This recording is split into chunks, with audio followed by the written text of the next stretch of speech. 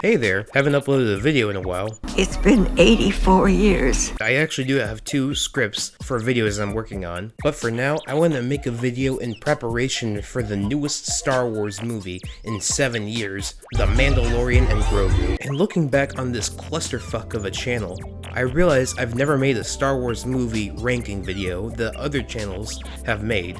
I kinda never felt the need to because I felt it would be redundant. But you know what? Anything for the views. I fucking love Star Wars. I love the Star Wars movies. My favorite one is The Two Towers, the one where Obi Kenobi, Spock, and the Penguin meet Santa Claus. Yo, I hit the jeweler, got some goals. I sold a little weed, but I could never sell my soul. I first watched this movie when I was 6 on the special edition DVD, okay? I've been in this fight since I was 6 years old. Ever since that first time, I've been starstruck by this film. It does just about everything right for me. The special effects are so good that they even hold up to this day. I'm not even talking about the special edition effects, I'm talking about the original cuts effects. Even where Darth Vader wields a white stick. The pacing is absolutely perfect. It has the right balance of action and momentum, and slower scenes that help us get into this world and spend time with these characters. I kinda don't have much to say about this because there are only a few ways that I can say that this movie is absolute cinema. Perhaps the greatest film of all time, S tier. The Star Wars Holiday Special will continue in a moment. Oh, please, no, not on our account. Haven't it's enough. Don't worry. Putting this on in case people ask me about it, it's so strange and horrible that it comes back around to being a masterpiece. Try to track down the Rifftrax commentary version if you can. Bye, everybody. Well, Lumpy must never know that I'm his real father, okay?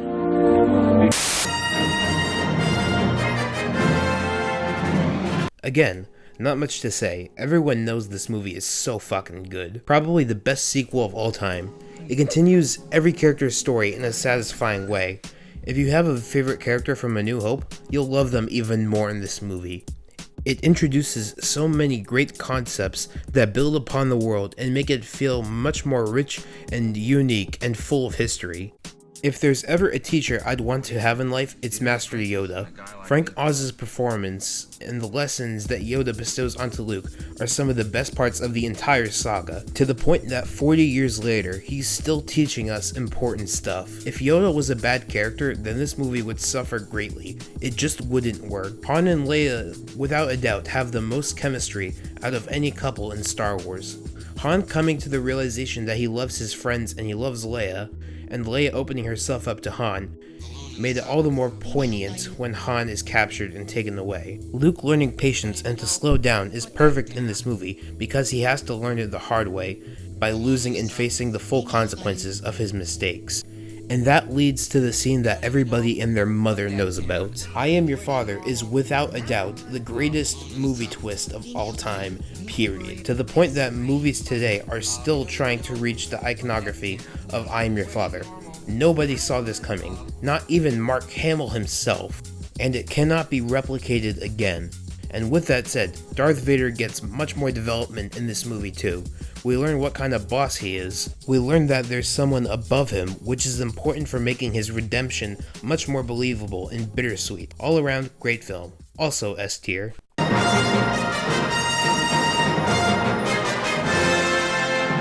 For some reason, this movie is extremely underrated, when it doesn't do much that's worse than the other 2 movies. An extremely satisfying conclusion to the trilogy, it builds upon the world and even more by introducing a new side to planets we've already been on. It's a slow burn in the beginning, but it's all paid off in the battle in the desert against Jabba the Hutt and his goons. We go back to Dagobah to say goodbye to Master Yoda. I won't forget you, buddy. And we get yet another twist, which makes the scene in Empire much more awkward. This isn't Fortnite funnies. Kinda knocks off points, but then we get right back to the good stuff. The Ewoks get way too much hate. First of all, they are adorable. They also encapsulate the theme and the story of the rebellion in this trilogy very well. A technologically inferior society that can triumph against all odds against an evil empire. And Vader's redemption was again something that, if handled differently, would have made this movie so much worse. Luke reignited love and compassion in this evil man and made us all cry, not just mourning the possibility of further redemption, but in gratitude and appreciation for the choice to do the right thing. A tier. Do something, Wicked! Do something!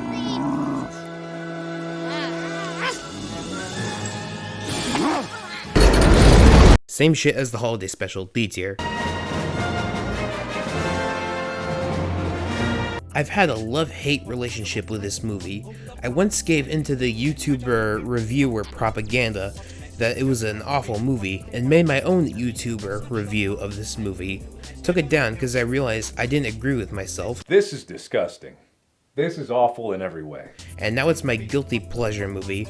Don't get me wrong, the plot is nonsensical, the direction for the actors could use a lot of work, and I don't even know if I could confidently say this is a great or even good movie, but I still love it. And at the end of the day, it's my list, I'll do whatever I want.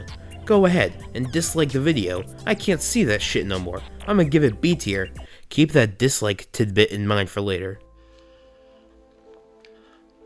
The closer I get to you, the worse it gets.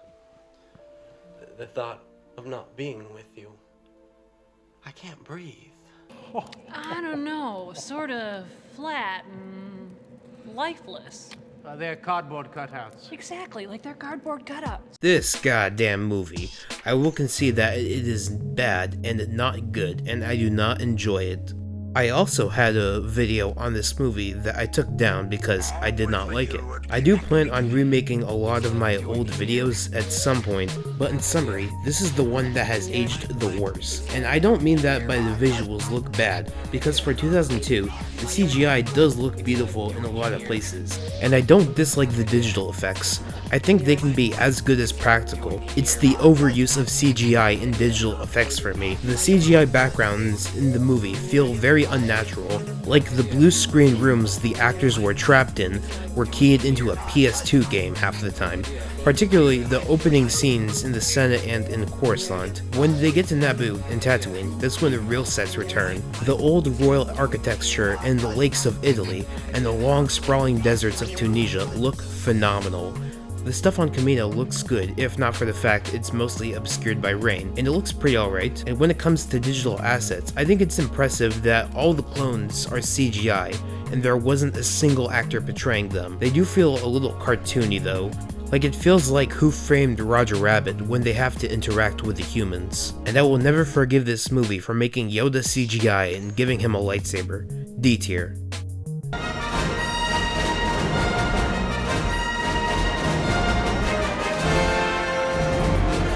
On paper, this movie has a lot of the same problems as the other prequels, but I think a combination of George Lucas trying much harder and putting more effort into the visuals and story, the Clone Wars series fleshing out this era much more, Anakin's fall and everything that comes with it being so heartbreaking, culminates in my enjoyment of this movie being enhanced. Plus, getting to see it in the movie theater made me love it so much more. This is the one prequel I haven't made a video on, because it's really hard to put into words why I love it. On one hand, I don't agree with the notion that this is the best Star Wars movie to exist.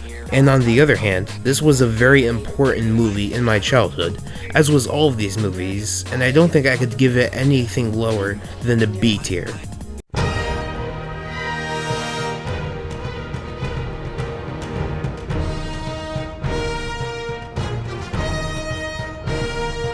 I'm not including the TV show because that will be another video someday, but man, this movie is rough. It very clearly should have been the first 4 episodes of the series, and those episodes should have had their scripts ironed out. I'm only including this because people will ask, but I consider this more of an episode of the Clone Wars than a movie. It's not great, only giving it a C for the fact that it started the Clone Wars series, and it's one of the best parts of Star Wars.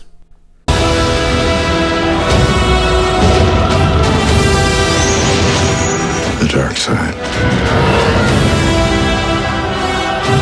A Jedi.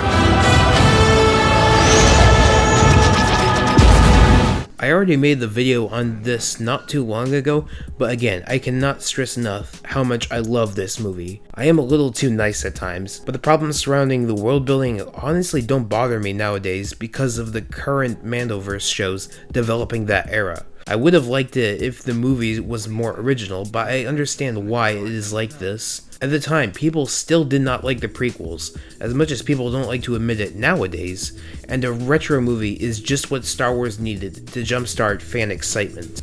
Again, I grew up with it and I will love it forever. Easy A tier.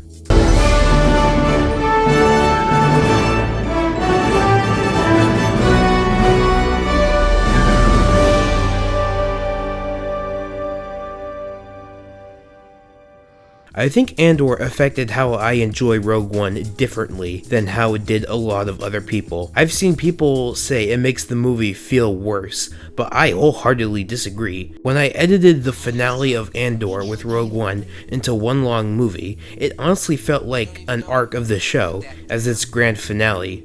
Before Andor came out, I could give a shit about Cassian, but now when I watch that ending, I can't help but shed a few tears for good old Che Guevara himself, knowing that his child is out there and will grow up without a father. And even without bringing up Andor, I do think it's a neat little prequel to A New Hope. It makes the struggle for obtaining the Death Star plans even more challenging and stressful in A New Hope. I don't mind a lot of the fan service, but obviously the thing that bothers me the most is the deepfake shit. It's pretty disrespectful and uncanny. It paved the way for all this slop we have nowadays. But other than that visual mistake, this movie and The Last Jedi are the most visually stunning Star Wars films. It captures the sense of scale that makes the Empire much more scary and imposing. Gareth Edwards did this with Godzilla 2, making sure we only see him from a human's perspective, and it makes it much more terrifying. As I said, Andor really influenced how I watch this movie, and without it, I'd probably give it like a C tier, but I'm placing it at B today, bordering on an A tier. S tier. Not kidding. Go ahead and drop a dislike. I won't see that shit. You can't do shit to me. I'm correct because I said so. Wanna hear something else? Marvel movies have always been slop. Not like actual cinema, like the Sony Venom movies. They are transformative pieces of art. Oh, what's that? No dislikes? Looks like I'm right again, and changed your minds because I said so. This next one goes out to the homies with clean tap water because tap water is superior to that bottled plastic shit that tastes like it's pretending to be water. And for those who disagree, you can't force any consequences to my actions because nobody will ever see those dislikes. And if you weren't pissed off already, I'm here to tell you that America deserved 9. Okay, I'm joking, but for real, I love The Last Jedi and that should be no secret. After The Force Awakens didn't try anything new, this movie had to take risks and do a lot we'd be pissed at, and it definitely succeeded. And in succeeding, it managed to be, in my opinion, the second best Star Wars movie. I love how not only failure is a big theme throughout the movie, but redemption is as well, and how they play off each other, especially when it comes to Luke. The days he spends with Rey and Chewie, learning to come to terms with the colossal mistake he can't take back, and to stop feeling sorry for himself is truly fascinating to me. I really don't understand how people say it's out of character for Luke to run away to the island after indirectly causing Ben to turn to the dark side. Like, that's a soul-crushing thing anyone could have done, causing everything he built for 20 years to come crashing down, with people he'd taught for years dying would definitely cause him to become a recluse. That could happen to anyone, honestly, and I'd never seen a substantiated explanation as to why it is out of character for Luke, and maybe that's just me. I have so much more I want to say about this movie, and its 10th anniversary is coming up soon, and I'm probably going to make an in-depth video as to why it's my favorite. S tier.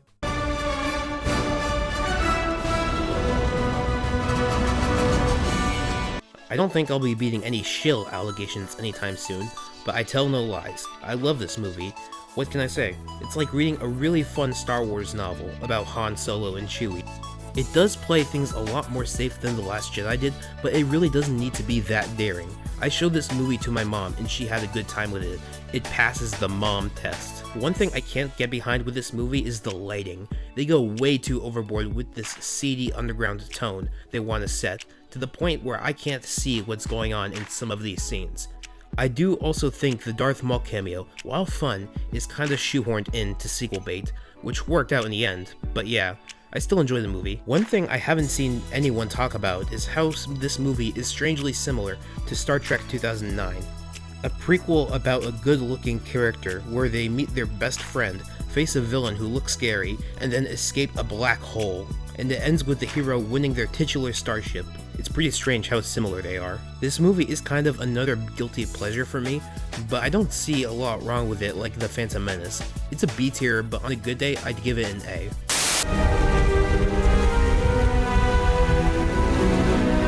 Well, see, there's fan servicing, and then there's fan giving a luxury suite at the Ritz-Carlton with a high-priced call girl.